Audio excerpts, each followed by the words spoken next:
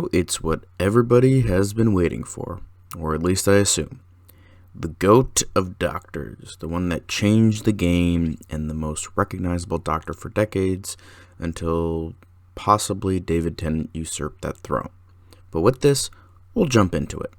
Due to the fact that there's no missing episodes and no recurring unit members, I just left the space empty because I couldn't really think of anything to fill it. But with this, same formula as before, here we go. The only bad story at number 41, and that is The Horns of Nimon. This was just an annoying and complete displeasure to watch. The story felt nonsensical, the sets were bad, the main villain chewed the scenery and overacted to the brink of so bad, it's just bad. I think I also fell asleep multiple times while watching this. Plus, as I stated in the previous video, the Nimon costumes were horrifically bad. There was nothing about the story I liked, and it was just bland and forgettable. Nothing else to say but never fucking watch it. Now moving on to the only mediocre story at number 40, and that is The Creature from the Pit. The main reason I don't think this is a bad story because it does have a couple good ideas in regards to the setting and parts of the story. I do like the setting being a jungle planet, then yet another rock quarry, and I like the idea of the actual creature in the pit being more than just a creature that wants to kill everyone. However, outside of that, this serial wasn't very memorable. Not horrible by any means, but the only terrible aspect being Lalla Ward's atrocious acting, which makes sense as this was the first serial they filmed and was a lot better, and she was a lot better in other serials. The villain was one note, and the story didn't really execute the good ideas it had very well. Not as horrible as The Horns of Nimon, but probably another one you should skip. Now we move on to decent stories at number 39 with The Mask of Mandragora. I feel as though this was a pseudo-historical that could have been so much better if it leaned more towards the pseudo part rather than the historical part. I feel as though too much of this serial was the encapsulation of the bad parts of the historicals from Hartnell's era. Boring plot lines that involve the people of the time too much instead of the main TARDIS crew, and an overall terrible story that doesn't do anything inventive or interesting, especially when the main villain is a red sparkler flame. But even with that, all the interesting bits of the serial does involve the Mandragora, even if the effect is ridiculous. Outside of that though, kind of a boring serial, but it does have moments and highlights that prevent it from being worse than it is. Next up is number 38 with Nightmare of Eden. This is another story that had some really good ideas that were not executed wholly well. The stuff with the conjoined ships wasn't executed well at all, as I never felt it was a dire situation throughout the run of the story. It was more so about the drug situation and the stuff with the preservation machine. This wasn't bad as it was somewhat an intriguing mystery, and I was somewhat interested at points. However, I still didn't really care for it as it was a bit of a slog, but was still kind of enjoyable at various points, to an extent. Next up is number 37 with Destiny of the Daleks. Compared to the Dalek story we got before this was just a gigantic what the fuck moment. Everything about the story just feels pointless or has some sort of idiotic logic that shouldn't have been showcased. Like, the reasoning for the Daleks wanting to bring Davros back is so fucking stupid. I was in complete and utter disbelief that this was actually written by the same person that gave us Genesis of the Daleks. The Movellans were an interesting idea, how they weren't the good guys either, and the twist regarding them was interesting despite the fact that they had a pretty idiotic weakness. I just found that the whole point of the story that the Daleks were in a stalemate with the Movellans and they needed a human-like person to bring a human-like logic into the situation. If that in any way sounds interesting to you, trust me, it isn't. So yeah, bad writing, pointless story, and idiotic reason to bring Davros back, and overall it was just an idiotic story and pales in comparison to the greatness we got previously in terms of Dalek stories. But on its own, it has some good moments and some good action. Next is number 36 with The Androids of Tara. Easily the worst of the Key to Time arc.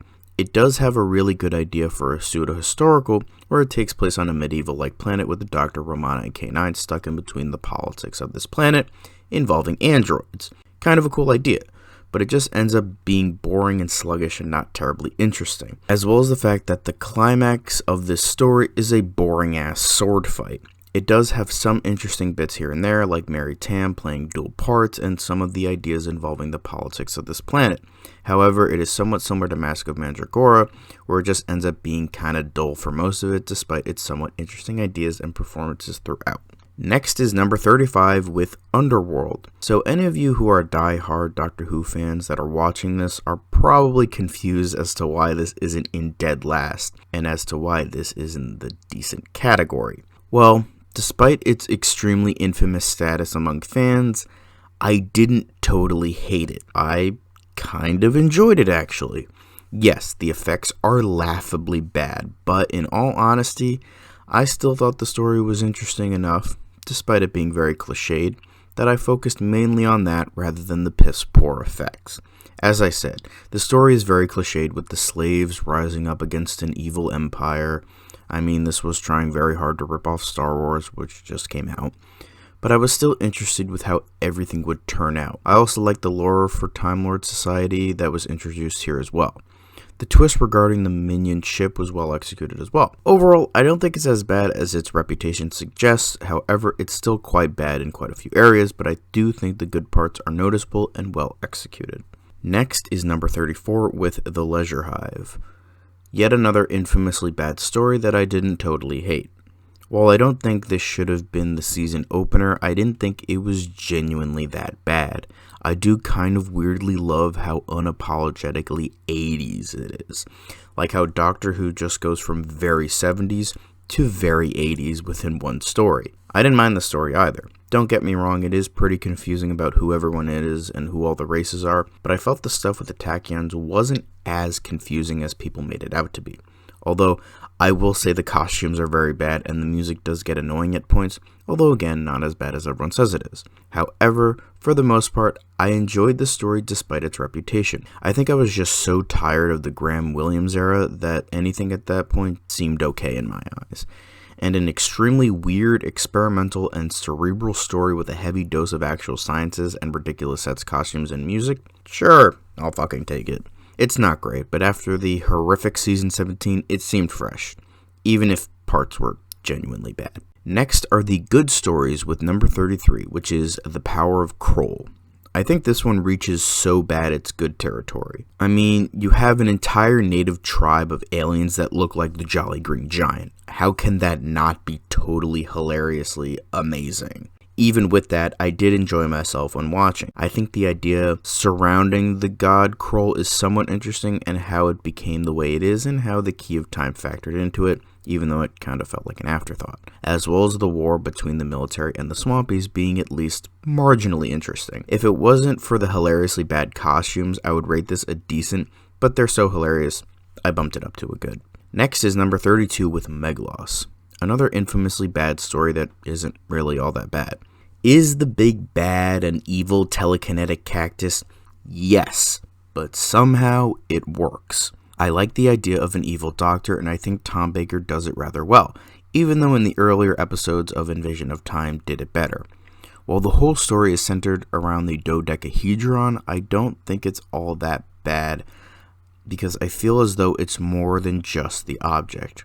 It's about the ideas of science and religion, which I think is executed rather well, in addition to the whole Meglos wanting the power source for himself deal. I think this was just an overall fun story with some deeper ideas, even if those ideas don't really go anywhere interesting, even if they are executed well.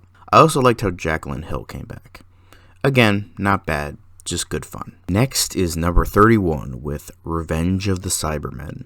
I really wanted to like this story more, but the overall plot just kind of fell flat for me. It doesn't help that this is the first time we've seen the Cybermen since the invasion, so we expect at least a great return for such a great villain, but it just fell flat. The overall plot with the Gold Planet wasn't incredibly interesting, and the costumes and makeup were very weird. The reason that this gets a good is because I think the Cybermen were good in this story. It does add some lore to their species, even though it's brought up in a way that the audience has known since the beginning. and it does have some very good elements. It doesn't run overly long and is a good and fun story. I just wish it was a better return for a great villain, and the story was better and less forgettable. Next is number 30 with Horror of Fang Rock. I do wish that this story was also better than what we got. It had so many elements that could have made this something out of the Hinchcliffe era, but unfortunately, it missed the mark in quite a few areas. Like, you feel the drop in quality from Talons of Weng-Chiang to Horror of Fang Rock. Overall, the story just felt slower and blander. It could have been this very creepy and very claustrophobic tale set in this lighthouse, but it just ends up being kind of boring for most of it. It's not bad, it was just not as great as it could have been. And I can't really explain it, it just ends up being dull, and the alien being behind it is not only a mediocre effect, but not an incredibly interesting reveal. It's just kind of like, there's the killer. Cool. The components could have made this one of the best horror stories of the classic era, but we only have a good story. Mainly for said components, despite a very messy execution. Next is number 29 with The Stones of Blood. This one I more so classify in guilty pleasure because the story is just very ridiculous, but I still really enjoyed it. The fact that evil rocks are one of the main villains in addition to a woman covered in silver body paint is very amusing. Despite this, I thought that this story was a great example of the Doctor's smarts, outwitting everyone in the room, to get to the solution he needs, as well as the spaceship sets being pretty good. It's just kind of boring at first, but it does get a bit better once the reveal happens. Not the greatest story, but I certainly enjoyed myself when watching it. Next is number 28 with Full Circle. So now we get into the start of the E-Space trilogy and the introduction of one of the most hated companions of all time, Adric. We'll get to him in a minute though. I thought this was the first genuinely good serial of season 18. While The Leisure Hive and Meglos were either so bad it's good or just a fun run-of-the-mill story, this one actually had a lot of really good ideas, and it felt like it had an identity. I thought the plot was genuinely good and it had an overall fun vibe, but I feel as though there was more to the story, like possibly the themes of progression as well as a rejection of societal norms were utilized well enough here, despite not being incredibly noticeable, as well as a rather interesting twist that was well executed. Overall, it's not amazing, but I found it to be a genuinely good story that didn't feel bad or cheesy in any way. In terms of Adric, though, I don't totally hate him. I don't think he's as bad as people says he is. However, we'll get into him more when we talk about companions. Number 27 is Warrior's Gate, the final entry in the E-Space trilogy, and while it's not the best, it's certainly the most experimental and cerebral. The setting of limbo between N-Space and E-Space was really interesting and really cool, despite some of the lore surrounding it being a bit confusing. The story with the Theral race and their history was honestly way deeper than it should have been, but it still offered some interesting development for that part of the story. I think where this story gets major points is its ideas in regards to the setting, the winds of time, its use of time to tell its story, and the overall experimental tone that Season 18 was full of. However, it loses points in regards to the other spaceship being stuck there and that storyline, as well as some of the confusing bits in some areas. Despite this, a rather good serial. Number 26 is The Keeper of Traken. Ironically, the next story in terms of this list and chronologically. I really liked this story. I liked its ideas, setting, and overall plot. Additionally, the introduction of Nyssa was also quite good. I liked the overall mystery to it and the twist involving the Master, even though I knew it was coming. I think it was still a good build-up and good execution. In fact, it's one of the better twists I've seen, period. Because despite knowing the result of the twist, I was still intrigued with where it would go and how the Master would factor into the story, and I was pleasantly surprised with how he was. This was a good mystery, and if I had anything bad to say about it, it does suffer from the same thing Frontier in Space had, where it had the cliffhanger at the end, and you feel obligated to watch the next story. However, I feel as though it is a bit more forgivable here, since the next story, Logopolis, is the Fourth Doctor's regeneration story, and having that build up in terms of the villain does work, as well as having a bit more finality to this story when it does end. Despite that, I still felt it was rather good despite some shortcomings. Number 25 is The Sontaran Experiment. Alright, getting out of the JNT era and going back to the Philip Hinchcliffe era, this one was one of the lesser aspects of Hinchcliffe's first season. It is the pinnacle of a filler story, as it's squished in between some of the greatest stories of the Tom Baker era, the Ark in Space and Genesis of the Daleks. So this small 2-episode adventure with the second appearance of the Sontarans just felt off and almost pointless. Don't get me wrong, it is an interesting little side story, but that's all it is. I can't picture myself watching this even if I rewatch the entire season, because it just feels so pointless, in addition to the fact that it's just a good story at best. I do think it makes up for it with the quick pacing, tension, atmosphere, and very dark tone. However, I don't really see this as anything more than the intention of the producer. Just a small bridge to get from one story to another. Number 24 is Planet of Evil. I think for the most part this serial is good. I think the planet in and of itself doesn't look too bad, but still not the best looking set. The story starts off kind of slow, and despite a 4-episode serial, at times it felt like a 6-episode serial. However, it does get more interesting in later episodes despite the somewhat ridiculous slasher vibes. I like what separates this from something like Underworld is probably the tone and execution. Despite that rather middling effect of the planet, it still has this really interesting dark tone to the whole thing that I really appreciated. The story could have been better as well as the pacing, but I do still think it executed a lot of really interesting themes and tones rather well, as well as parts of the story. Number 23 is The Armageddon Factor. I will admit this does have a lot of problems, but I still enjoyed it, and it does have a sort of epic scale to it that I liked as well. The major problem I have with it, as well as many other people, is the rather anticlimactic ending. Just blow up the key and bye, Black Guardian. It definitely didn't match the epic tone of the story nor the concept of the season. However, the rest of the story was pretty good. Again, nothing amazing, but I liked it for what it was. I liked the characters of Drax and the Shadow, the former being very enjoyable and a very different type of Time Lord, and the latter being a pretty cool villain. For a while, I thought he was the Black Guardian, but nope, just a disciple. I like the story in many of its aspects. The use of a fake key, the war between the two planets, the Planet of Evil operated by the Shadow, the twist involving the computer, and some other highlights. The original twist regarding the final piece was better, as the actual twist felt very obvious. Overall, it was a good story with plenty of really good elements with a really disappointing payoff. Number 22 is The Deadly Assassin. This one I really wanted to like more than I actually did, mainly because it was a return of the Master after a 3-year hiatus. It took place entirely on Gallifrey, and it was the first Doctor Who story to feature the Doctor but no companion. It had a lot of things going for it, and I do like those components, but it was more boring and forgettable than it could have been. Not totally, but it was mainly the final 2 episodes. The first 2 episodes were good and promised a good build-up, but the stuff in the Matrix was kind of boring and somewhat lost my interest after that because of that. However, I feel like I'm being unfair, and I'm aware my qualms with the serial sound somewhat idiotic when I'm actually saying them out loud. Possibly upon rewatches it would get better, but as of right now I didn't totally love it despite some very good components, a good performance from Peter Pratt, and a decent story. Just the last 2 episodes could have been executed better. Number 21 is The Invisible Enemy. Yes, I am aware of the very ridiculous costume of the main villain. However, despite this, I thought this was good, albeit very cheesy in many areas.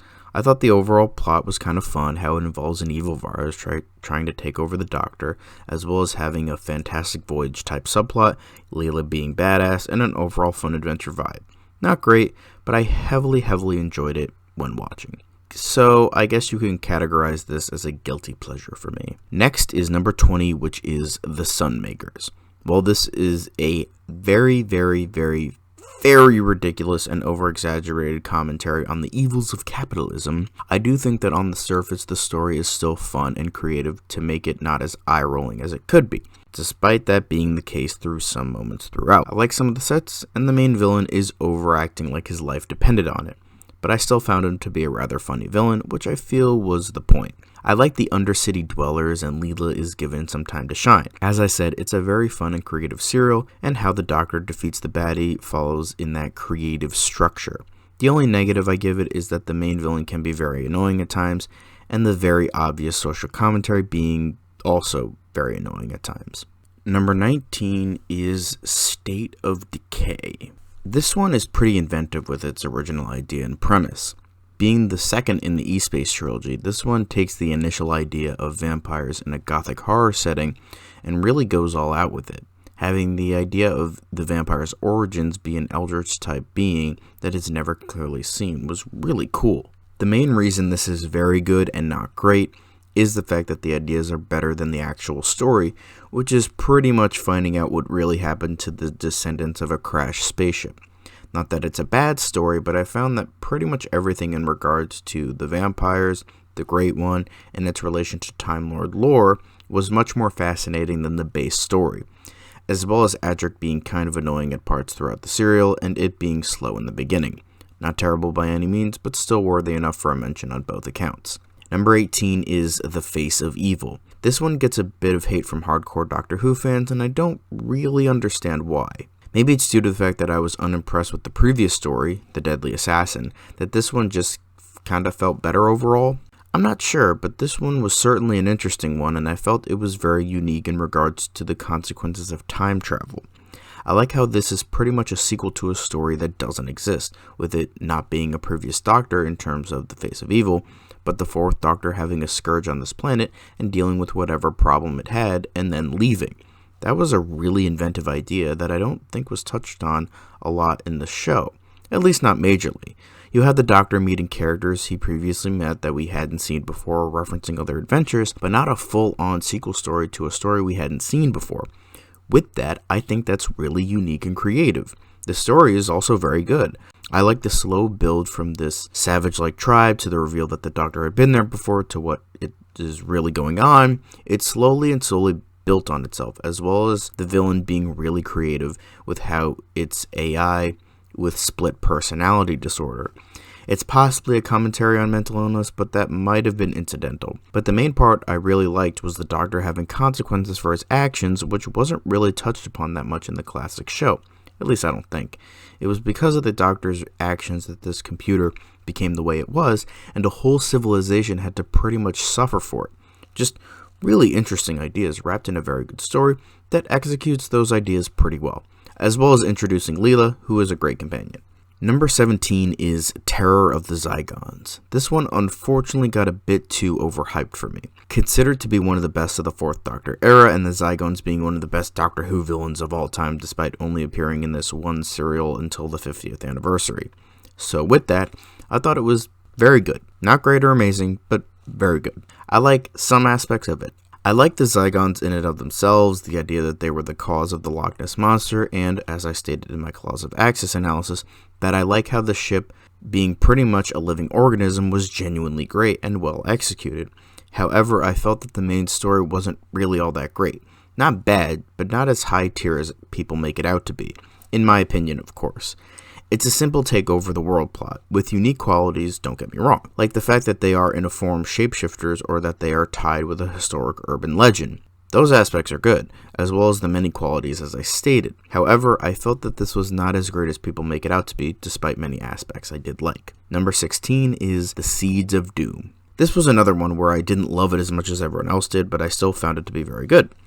Mainly the first 2 episodes. I absolutely adore the first 2 episodes, mainly because it gives me The Thing vibe, being in the Antarctic, finding a strange alien parasite, and an overall very creepy yet interesting vibe. However, it does lose a bit of steam after that and kind of turns into a bit of a generic Doctor Who story with pretty terrible effects. I can't really fault them for the bad effects, but it is still worth noting. The human villain is another scenery-chewing asshole who wants plant life to take over human life and take the planet back, and that's a decent plan, but I feel as though the execution could have been a lot better as well. Despite a great first 2 episodes, it does falter after that with slow pacing and an okay villain. Number 15 is The Invasion of Time. This one borders on heavy guilty pleasure, mainly due to the terrible effects when it comes to the villain and the terrible production design when it comes to the TARDIS. However, the thing that kind of weirdly sucks about the serial is that it is a genuinely great serial with very few shortcomings outside of the ones I mentioned. I really like the fact that you had almost an evil Doctor throughout the serial, and the way that it's conveyed to the audience was really smart. No dramatic irony or anything like that. For about half the serial, we just have the Doctor going apeshit and surrendering Gallifrey to aliens. It takes the idea of that very alien Doctor who was the darkest and most unpredictable at that time and exemplifies it with this serial. And I really liked that. Well executed evil Doctor stories never happen, with only this one coming to mind, and it was well done here, as well as the fact I like the story of the Doctor surrendering Gallifrey to Envision, then paying for it in the final 2 episodes of the serial. It does feel a bit tacked on though. Like this was supposed to be a 4-part serial, but then it got changed to a 6-part serial, so they added the Sontaran plot for the final 2 episodes. If that was the case, it's unsurprising. However, I still think it worked. As I said, the shortcomings it has are the very bad effects when it comes to the Vardans, with them being tinfoil against the green screen, and the inside of the TARDIS being an abandoned hospital. It does take you out of the story sometimes, and it is a glaring flaw. Like, they could have done something that was unique, yet not this terrible, you know? But outside of that, I thought the performances, the story, and the central ideas more than make up for it, and make this a rather great serial. Number 14 is The Pirate Planet, the first Douglas Adams addition to the Doctor Who universe, and I really liked it. I do think there are some overacting and absurd plot points that prevent this from being better, but I still thought this was a genuinely great serial. I think this was more along the lines of Adams' absurd writing, as it was as absurd as he could make it while trying to keep it within the confines of the Doctor Who universe, something he didn't really keep in mind when writing The Cricket Men, and I really liked that. It does suffer from some overacting from the captain, but I don't think that ruins it here, because the writing and ideas around it kind of fit that absurdity that it kind of weirdly works, as well as the fact that the captain's smarts are also well showcased, that he could possibly use his buffoonery as a distraction, much like the Doctor himself. I thought the plot was very inventive and creative, despite being a simplified version of the original idea, and I thought it worked. I love the idea of this planet being a giant TARDIS almost, and it pretty much sucks a planet dry for resources, as well as the twist involving the Queen was also well done. It definitely feels more like an Adams script than City of Death does, and I just really like the ideas, their execution, and story. However, it is somewhat impeded by the overacting and the fact it's part of the larger Key to Time storyline. Number 13 is Image of the Fendahl, Doctor Who's attempt at eldritch horror, and it kind of works. The story was quite good, because even if it was unintentional, the writer understood the Lovecraftian type horror. On the surface, it seems as though everything is explained to the audience, and it may seem slow and poorly executed. And while it is somewhat slow, I think that it makes up for it with its ideas with unseen horror, for the most part. While you do in fact see the Gestalt creatures, for the most part it's up to the audience's imagination on what the creatures may be, and the convolutedness of the story could be contributed to being unable to fathom the horror of the origins of the creatures, as well as how the Fendahleen tie back to the creation of man, similar to the ideas presented in At the Mountains of Madness. I do think the last episode does become a bit run-of-the-mill Doctor Who, but I think what it accomplished in terms of the ideas it's presenting in terms of more Lovecraftian horror, and for the most part having it up to the audience in terms of the origins and horror, I think was well presented. It was just a bit slow, and the ending was a bit generic Doctor Who that stops it from being better. Number 12 is The Brain of Morbius, the Frankenstein story of Doctor Who. I really liked the integration of classic literature with Doctor Who, even though this one felt very, very obvious more than other stories. I think this had some very good writing, some really good tension and escalation of the villain, and even mixed in a bit of fun with its dark gothic horror story and themes. I do think that the Morbius body is a decent prop, and I do very much like the setting of Karn despite its simplicity, in addition to the Sisterhood of Karn, as well as Morbius, adding to the lore of the Time Lords. It can be a bit silly at times, but I do think that the setting and tone more than make up for it, as well as the overall story. Only truly bad thing I have to say about it is the Igor parallel, who was very annoying at times, and the thing that led to the thing that shouldn't be talked about, so we're just gonna move on. Number 11 is Robot, a very interesting and great post-regeneration serial. It's not as good as Power of the Daleks, but it's better than Spearhead from Space. It's pretty much a Third Doctor story, but with the Fourth Doctor, and that is the biggest negative for me. We don't get a real introduction to his character with this story. He's kind of just inserted into it. But despite this, I thought it was great because it makes up for it with the writing of the story and the Doctor himself. The two elements don't work harmoniously, however, on their own, they are great, even though you have Tom Baker giving a better feel for his Doctor in the next serial. I like that the robot was merely a plot device for an Earth-based threat, and the actual threat was well executed, but again, very Third Doctor era. It has that environmentalism taken to the ultimate evil and that sort of thing. Overall, great serial with the ingredients being better than the meal, I guess you could say. Number 10 is Logopolis, Ironically, the fourth Doctor's regeneration story is next. As I said, Robot is very much a third Doctor story. Meanwhile, this is more of a fifth Doctor story, attempting to be hard sci-fi like with the fifth Doctor era. This has that with a major focal point being math and the story heavily relying on it, mixed with a grounded setting yet fantastical ideas. I like the tone this has, with it being almost like a funeral for the fourth Doctor, that morose and melancholic tone throughout. Like the entire serial is preparing you for the end of his tenure in an organic and interesting way, unlike, say, The End of Time. It has a good mystery feel to it as well. The major negatives are pretty much Tegan and Nyssa kind of being forced into the plot for no real reason other than making them companions for the next Doctor.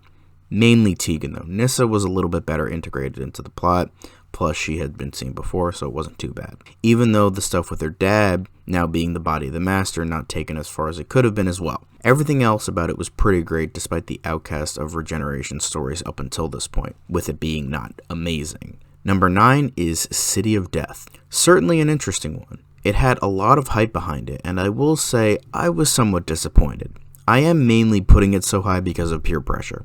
However, it is still a very good story. Just not a story I find as great as everyone else does. I still liked some aspects though. I like the setting and the very simplistic story. It's not as heavy with Adams-isms as Pirate Planet is, but you still get that with some of the dialogue and certain mannerisms with various characters. I liked the simplified epic scale that this has. It's very epic as it harkens back to the origins of humanity, but it doesn't feel like it, which is something I weirdly liked. The story is good, and I like how it builds upon itself. I like the villain, who was played by the villain from Indiana Jones and the Last Crusade. He was great as well. Dare I say, even fantastic. The things I didn't like pretty much were the companions. I don't like Romana too, and I don't really like Duggins either. He's just a very stupid character with no charm to him. I think that's where my dislike of the story is. There's little relatability, and I was getting kind of sick of the Williams era at this point. I will state that I do think that season 17 is the worst season overall in the classic era. Williams' first season was pretty good, but that was also due to the relationship between the Doctor and Leela, as well as Robert Holmes being the script editor for most of it. His second season offered something different, and while it did start good, it kind of had a limp to the finish line sort of feel to it. Then with his last season, it just felt tired at that point. Outside of City of Death, all the stories range from kinda decent to just terrible. However, it's possible upon rewatches I will like City of Death better outside of watching the entire season. But despite all that, it is still a very good story and is higher up for a reason outside of the universal admiration for it from fans. Number 8 is the Ribus Operation. A surprising one, as this story is definitely not as heavily admired, but I thought it was genuinely great. I really liked the heist story. I thought it was very fun and really interesting. I just liked how one scene fell into the next, how one mistake leads to a bigger mistake, leading to a bigger mistake, until the Doctor and Romana are sort of in this huge mess with no way out of it, it seems. It's like a great domino effect and how one scene just kind of builds on top of each other. I really liked the setting of the castle and the snowy backdrop. It just felt kind of real, I guess. Like, I don't know how to explain it, it just had like really good production design. I liked the subplot with the Galileo-type character who was casted from society for believing that Ribus was a planet orbiting a star. It doesn't add a whole lot, but it is nice for a bit of world building and does give the serial some sort of emotion and character to the whole thing. Another thing I really liked was that the key to time was actually integral to the plot. In the rest of the season, it pretty much felt like an afterthought. Like I briefly mentioned this in my Androids of Tara review, like they wrote the story and then added the key to time later on. In Stones of Blood, it's like not even mentioned until the Doctor pretty much takes the necklace from the bad guy's neck and is like, oh, here it is. Androids of Tara, they find it almost immediately and then they suckered into a whole other plot. In Power of Kroll, it's barely mentioned until the end, and Armageddon Factor, it's factored into the plot, just not integral. Here, I feel as though it is, like it's an active part of the plot from beginning to end. It's just that the heist story and everything revolving that is also part of the plot as well. Just an interesting thing I noticed. But Ribus Operation is actually damn good. It was fun, had a great setting, great story, had some good world building, had some character, and the key to time actually mattered in the long run. Number 7 is The Robots of Death. This one I liked because of how simple it was.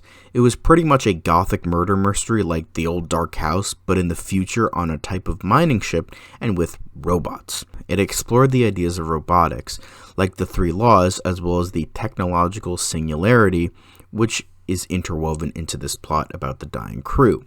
It manages to combine so many elements that shouldn't work but still manages to do so. Gothic horror, a murder mystery wrapped in a future setting, is nothing short of interesting, as well as the gray area of life between humans and robots.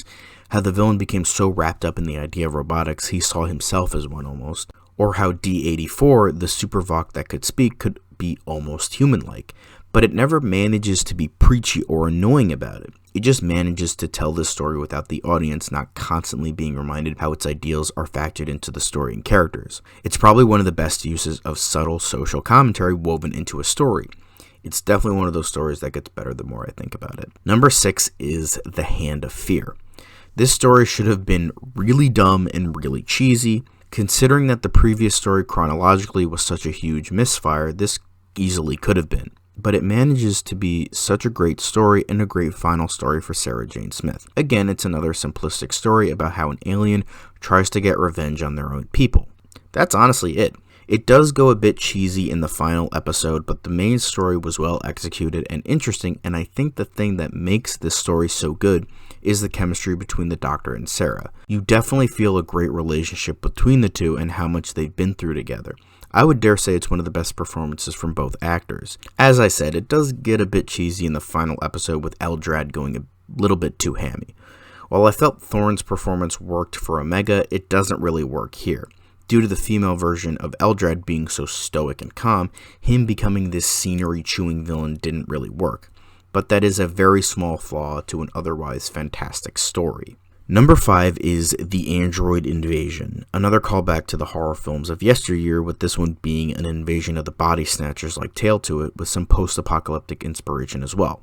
Again, it's one of those stories that just sort of builds and builds upon itself, as well as having a well-executed mystery and really good suspense. While the result of what happened isn't as interesting as it could have been, it's still really fucking good, as well as the alien species behind it all having very good costumes. Overall, I just think it has a great story, a great mystery, terrific suspense, a good villain, and very, very great atmosphere. The twist could have been better, but it's pretty much a tiny nitpick compared to how great the story really is. Now, we finally get into the amazing stories with number 4, The Ark in Space. Yes, the Warren are pretty terrible effects. However, the rest of the serial is so fucking great, it is very easy to ignore. Especially when the transformation scenes and more body horror aspects are actually pretty damn good effects. The empty space station in the very beginning is very creepy, and the atmosphere for the first episode is nothing short of terrific. There is debate on whether or not Alien ripped off this serial due to many aspects being similar. Ironically, in addition to Ridley Scott almost being a part of Doctor Who history back in its early stages, I think it's merely a coincidence, as it seems as though the inspiration more so came from It, The Terror from Beyond Space, than it did this, but it's possible that Dan O'Bannon and Scott could have been inspired by this serial.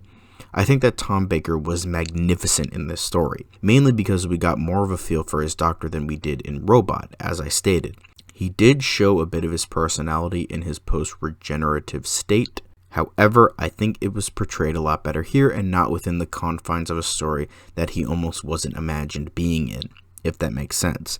Here he showcases his wit, his arrogance, his smarts, his manic mannerisms, and his cheeky charm. Everything that everyone loves about this Doctor is showcased here magnificently. Despite the cheap effects, the Warren are a really great and interesting villain with a simplistic plan.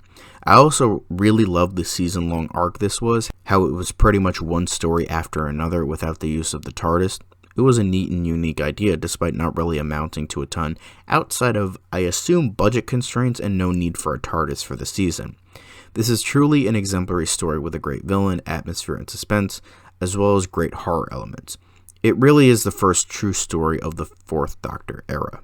Number 3 is The Talons of Weng-Chiang. Yes, there is a giant elephant in the room, and I will get to that, but first, the positives. Hinchcliffe, Holmes, and company really poured all of their gothic and horror inspiration into their final story. The atmosphere is nothing short of exemplary, and really makes it feel like Victorian London is a character in and of itself. The Doctor goes full Sherlock Holmes this story, even going so far as to pretty much cosplay as the world's second greatest detective, as we all know who the first really is. Leela is arguably at her best in this story and shows why her character is a favorite among many Doctor Who fans. The villain, while overacting quite a bit, is still a good villain, mainly because he's a great asshole. He's not necessarily creepy, he's just a dick that just so happens to be like a vampire, kind of. Jago and Lightfoot are a great duo and serve as great comic relief without breaking that creepy gothic atmosphere that is heavily present in this story. Now, we get to the major issue with this story, the racism. And yes, it is pretty bothersome while watching. I will say that the treatment of Chinese characters is a bit more forgivable, mainly because it does take place in Victorian London, and racism was pretty fucking rampant in this time period. But the source of anger from fans is that the Doctor doesn't really say or do anything in regards to their treatment. So that is bothersome. And on top of that, you have the character of Chang, who is played by a white actor in Yellowface. Again, very bothersome. However, it's from a different time where there weren't a lot of Asian actors doing rinky-dink science fiction television. Not saying it's not wrong, but we have to look at it through the lens of the 1970s. It wasn't good back then, it's not good now, but the best we can do is just learn from it. With that, the rest of the story is very, very excellent. From the writing, to the performances, to the atmosphere, to the overall story. With the exception of the weird giant rat towards the end of the story and the irritating racism throughout. Despite this, it's still one of the best stories the Fourth Doctor era has to offer. Number 2 is Pyramids of Mars. Funny thing about this story, I wasn't impressed with it during the first couple of episodes. It was very good, don't get me wrong, but it didn't reach the caliber of one of the greatest Fourth Doctor stories of all time. Then there were the last 2 episodes. Holy shit. It is safe to say that Gabriel Wolfe single-handedly saved this serial for me. I would say it is easily the greatest villain performance in Doctor Who history, and arguably the greatest villain performance in television history. I know so many Breaking Bad and Game of Thrones fans and all these other fans of modern television are probably raging right now, but fuck you lot. Watch Pyramids of Mars and then get back to me. Just the amount of size and power with just Wolfe's voice is quite literally, used in the actual sense, jaw-dropping. I was completely and utterly blown away. The rest of the story is very good, possibly even great, but Wolfe's performance elevates this to the rating that is on your screen right now. I do like Baker's performance in this as well. Even though he didn't get along with the director and purposefully gave a not-so-worthwhile performance, it still kind of works with what they were going for. How everything just kind of comes bubbling up in terms of what the Doctor is, and that he will walk the galaxy for what may seem like eternity. How he is probably the most alien in this episode, yet he has to really become the hero to save all known life in the entire universe. How he has to make that jump from depressed alien to confident hero and willing to do anything to save all life. Those were the 2 things I majorly loved from this serial. The ideas when it came to the Doctor's character and Wolfe's performance as Sutekh. The rest of the story is very good, but those 2 things, especially the latter, outshine the entire story for me personally. And now, we finally get to number 1, and everyone knows what it is, so say it with me now, Genesis of the Daleks. The most obvious choice is the best in my opinion. Is it overrated? Probably. Is it not as good as everyone says it is? Possibly. Is it my fucking list, and I can make it however I fucking please? Yes, so quit your whining and let me fucking talk. Everything about this story is pitch perfect, and I think it gets better with age, mainly because the Time War is teased, albeit unintentionally, all the way back to this story. So having the new series in mind when watching this, and the Time Lord in the beginning mentioning that the Daleks will become a bigger threat than anyone ever thought possible, is really fucking cool. The Dark War themes and tone is executed exceptionally well, where no side ends up being the good guy in a pointless and idiotic war. Davros is a magnificent villain and absolutely evil personified in the best ways, with an exemplary performance from Michael Wisher. The production design, the writing, the dialogue, everything about this story is pretty much perfect. Everything positive that has been said about this story is completely and utterly true. Everyone has said it at this point, and there is very little I can add. Despite this, it is an exemplary story that managed to just get everything right from beginning to end. What else is there to say? Now we get into rating companions, and there is a ton of them. Pretty much by default are Tegan and Nyssa, since they only appear alongside the Fourth Doctor as companions for one serial. Yes, Nyssa appeared earlier, but she technically wasn't a companion yet, and they don't really do much of interest, especially the former. Moving on. Now we get into real companions with the bottom of the barrel, Romana 1. I don't hate her, she just is not a very good companion. Having the only sense of relatability to the audience is yet another Time Lord was not a very good idea. When I liked and related to the robotic dog more than Romana, you know you're not doing anything right. I appreciated that they tried to do something different with her, which is pretty much my only positive for her, but it never really amounted to much and she wasn't incredibly memorable. Then we have Romana 2. I know she's a fan favorite, but I didn't care for her that much either. She was a bit more likable and a more pleasurable companion with a bit of wit that she can throw back at the Doctor, which I did like. However, considering she came in during the worst season of the Fourth Doctor era, and possibly of Doctor Who in general, that put a bad taste in my mouth. She came off as just as bland as the stories being shown at the time, and JNT didn't really do anything to spice up her character either in season 18, even though she wasn't around for very long. So she became the weird in-between of being just another female companion and a smarter Time Lord to the Doctor. With that, never really cared about her that much. Sorry. Now we get to Adric. Okay, so as I said before, I don't hate Adric as much as everyone else does. He's not the best companion, clearly, as I am ranking him somewhat low, but I don't think he's the most cancerous and worst companion in Doctor Who history. I think he could get a bit annoying at times, but watching the 4th and 5th Doctor eras, he never really got under my skin. I think he was smart and a bit quirky and had good chemistry with more so Tom Baker. Matthew Waterhouse isn't the greatest actor either, but it was never Tommy Wiseau levels of bad when he was on the show. Not great, but not the living cancer that so many people claim he is. Now there is K9, more so specifically the John Leeson version.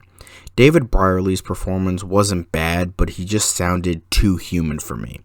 Leeson's version sounded more cutesy and fit the role better. With that, I thought he was a great companion. He was helpful, funny, and just plain adorable. I know there isn't really much to him and he's kind of just a talking dog, but I really liked him.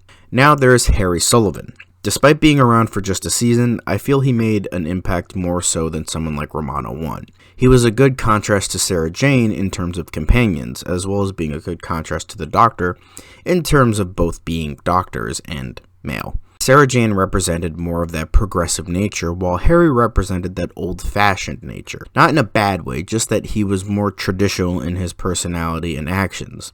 And then with the Doctor, he was always kind of put down despite being smart for a human and sort of having a weird mutual respect for one another. Even though Sarah was great by herself with the Doctor, I do think that the TARDIS team was a little bit better when Harry was a part of it. Speaking of, next we have Sarah Jane Smith. It was tough for sure because Sarah Jane is one of the greatest companions of all time, nobody comes close and all that jazz, but for me there is one better in terms of the 4th Doctor era. But for now, let's talk about Sarah Jane. She was smart, practical, fun, and had excellent chemistry with Tom Baker. She was good with John Pertwee, but she was downright excellent with the 4th. Similar to Genesis, literally every great thing has been said about Sarah Jane, and I agree with all of it. She is one of the best, undoubtedly. However, my favorite 4th Doctor companion is Leela. I absolutely adore Leela, mainly because the producers didn't try to just copy what came before. looking at you, RTD and Moffat, and went in a completely different direction. Now, the Doctor and companion relationship was more along the lines of a mentor to a pupil. Leela was a savage tribal woman who would attack and ask questions later. But the different thing being was that it wasn't lost on her. When traveling with the Doctor, she knew who she was. She knew she wasn't the smartest companion ever, but she did what she did best, and she was okay with that. She did still learn from the Doctor and her travels with him, but she never truly changed who she was, and I really liked that. Plus, she was fun and resourceful and more street smart than book smart. She was incredibly likable despite her rough exterior and once again had great chemistry with Tom Baker. She was really great and most definitely my favorite Fourth Doctor companion. Now for the Doctor and his era. Now, unlike other Doctors where their era was short enough to have the same tone throughout, the Fourth Doctor era had 3 distinct tones because of the 3 distinct producers that were in charge: Philip Hinchcliffe, Graham Williams, and John Nathan Turner. Philip Hinchcliffe is considered the best, Williams is considered the worst, and JNT is middling depending on what Doctor he's helming. For 4, some like him, some hate him. The Hinchcliffe era was very much in tune with gothic horror and reinventing those tropes, ideas, and villains into Doctor Who with new twists and a sci-fi edge, as well as being much darker. While I'm not unanimously in love with the Hinchcliffe era as much as other people are, as there are a couple less than spectacular stories here and there is a reason as to why his 3 years are considered the prime-time golden age of the classic era. Almost every single one of his stories during that era was amazing. I love the inspiration and tone throughout the era, and I think it works for what Hinchcliffe and Holmes were trying to achieve. A darker style to get older kids and adults into the show, and it majorly worked. However, due to the dark tone and various conservative assholes complaining, Hinchcliffe was taken off the show and replaced with Graham Williams. His era on the show wasn't bad, but it lacked that spark that Hinchcliffe had when he was on the show, as well as the fact that the reason Williams' first season wasn't so bad is that you had Robert Holmes for the majority of it. So there was still some of that talent that made those first 3 seasons so good, but again lacked the spark and led to a decent first season. Then you had the Key to Time arc, and while fine as it did shake things up, it did suffer from some problems with some of the later stories, as I mentioned, where the actual Key to Time was pretty much an afterthought and led to a disappointing payoff. Then the final season of the Williams run, despite Douglas Adams being script editor, was nothing short of terrible. Ignoring City of Death, you had Destiny of the Daleks, The Creature from the Pit, Nightmare of Eden, and The Horns of Nimon, all of which were mediocre at best, and Shada not counting. So time for another shakeup with John Nathan Turner, who I will say did get Doctor Who back on track, at least for a little bit. His first season wasn't the best as it didn't really fit Tom's Doctor, but at least the stories had some sort of experimental nature to them, and they actually felt different. Not the greatest, but I liked quite a few of them. So it's hard to talk about just the era since there are so many factors and different tones to them. Hinchcliffe era was spectacular, Williams started out fine and ended disastrously, and JNT did reinvigorate the show to an extent. In terms of the Doctor, what is there to say? He is a cultural icon. For years, hell, for decades, Tom Baker was the face of this show. Whenever someone mentioned Doctor Who or parodied it in some way, Baker was always the go-to Doctor. Whether that be on The Simpsons, Wizard 101, Robot Chicken, Futurama, The Big Bang Theory, and God knows how many others. He is the greatest of all time. He is dark, alien, downright insane, egotistical, yet charming, interesting, likable, and quirky. Baker manages to take everything great that his predecessors had and combined it into something new, while also doing his own thing. He was a darker figure, but didn't sacrifice his morals that made us love the character so much. There is a possibility he is overrated, but at least with the 4th Doctor, unlike the 10th Doctor, there are reasons as to why he is so beloved, and I am very much inclined to agree with pretty much every point. However, I would probably rank him 3rd. I still majorly love 2 Doctors a bit more than him. Wow, what a mouthful. Since I've already been talking for God knows how long, I'm not going to recap anything. I'm just going to state, next video in terms of the series is obviously going to be the 5th Doctor ranked, but next in terms of overall videos is the DCEU Project Phase 3 casting. See you there.